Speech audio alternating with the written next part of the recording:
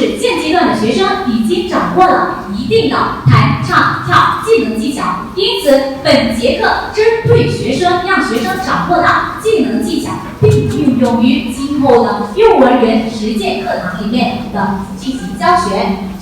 二，说教学目标，针对课本的一个结构和内容分析，结合中职学生2年级的一个学习认知结构和心理特征，我制定了以下几个教学目标。一、认知目标，首先是要指导学生运用亲切活泼的情绪至演唱歌曲，并用沙水表现出歌曲中的强弱变化。第二个是能力目标，让学生通过小组自主去探索这个乐器的一个演奏方式，然后进行一个小雨刷刷的一个表演唱模拟教学。第三个是情感态度价值观目标，这个目标我的设计是通过小组一个讨论和合作练习，让学生懂得培养他一个团结协作能力，去来使学生懂得团结就是力量的一个道理。接下来是说一下我的教学重点。根据我以上的教学目标，把本课的教学重点分别确定为：一、教学难点；教学重点，指导学生以小组讨论的方式，让学生自主去探索、认识乐器的一个演奏方式，并进行小雨刷刷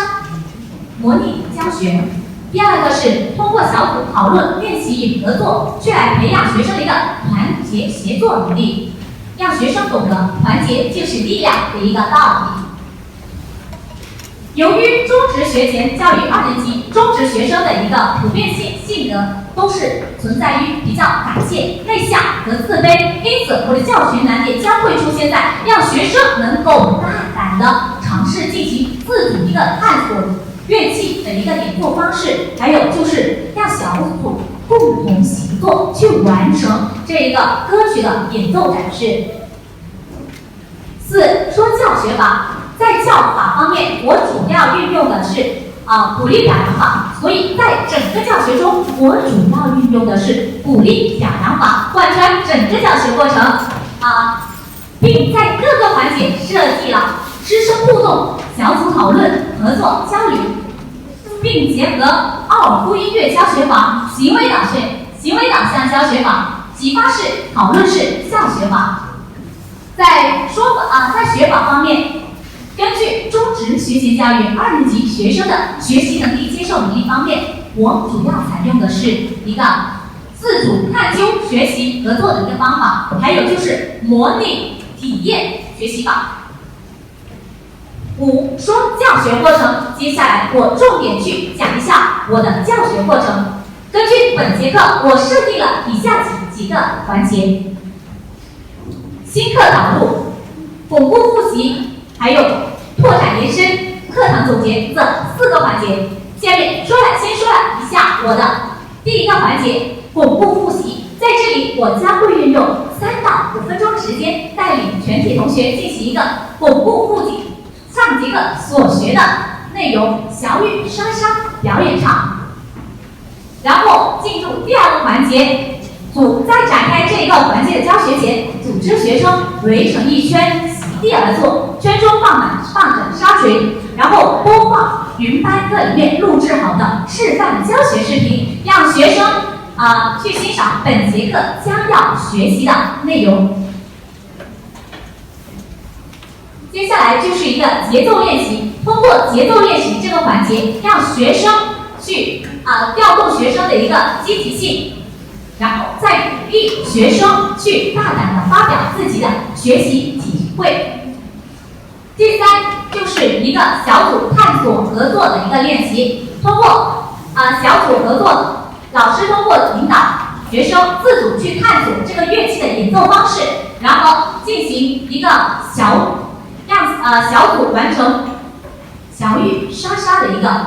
表演唱模拟教学，然后教师随堂去指导如何加入沙锤去演奏，给予学生练习的一个提示和鼓励表扬。再下来就是让各小组去展示他们小雨刷刷合作最后教师再来做补充、点评和示范。然后接着就是让各小组去展示小雨莎莎模拟表演唱、模拟教学的一个展示。等学生全部展示结束之后，教师再做点评、示范和讲解。第三个环节是拓展延伸环节，在这个环节，我将会利用10分钟的时间进行。首先提出问题，让学生去思考，但是这个问题不用学生去急着回答，先让学生在心里去思考，然后通过小组合作讨论练习之后再回答，这样学生的回答就会更加全面，更多的时间去来讨论问题。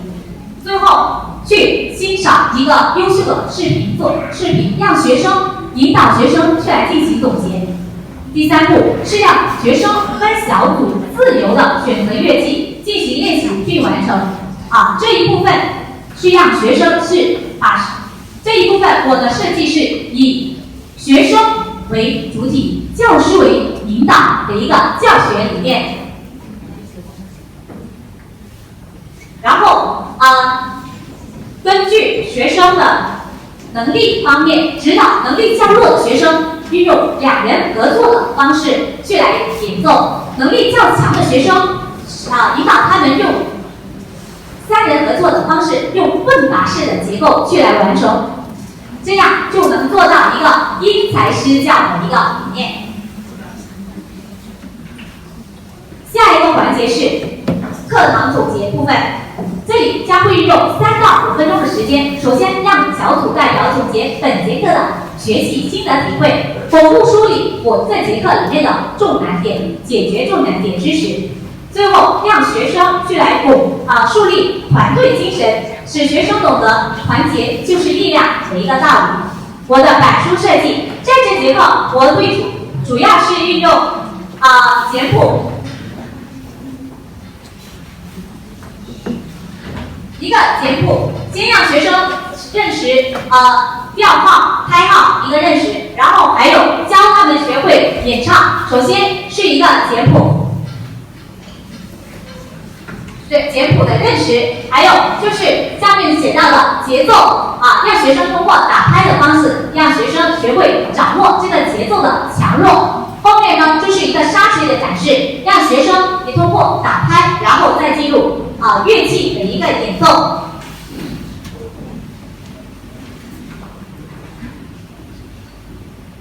最后进行我的布置作业，首先是让学生分小组的录制小雨莎莎回课视频，并上传到云班课 APP 内，然后教师再在软件里面进行点评打分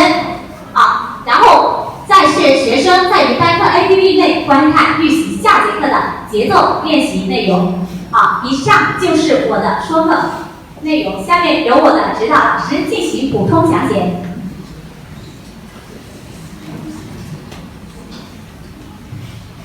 各位评委老师好，我们小组呢，根据国家职业教育改革实施方案中提到的三教改革作为指导思想，然后我们制定了我们小组培养学生的目标。通过我们学生，我们通过课本的知识融入到了我们的幼儿园教学的情景幼儿园教学的环节当中，让学生呢在我们的幼儿园模拟环境教学当中，充分的发挥了他们的这个主观能动性。在教学当中呢，让学生充分的发挥学生的主体作用，让老师发挥他的主导作用，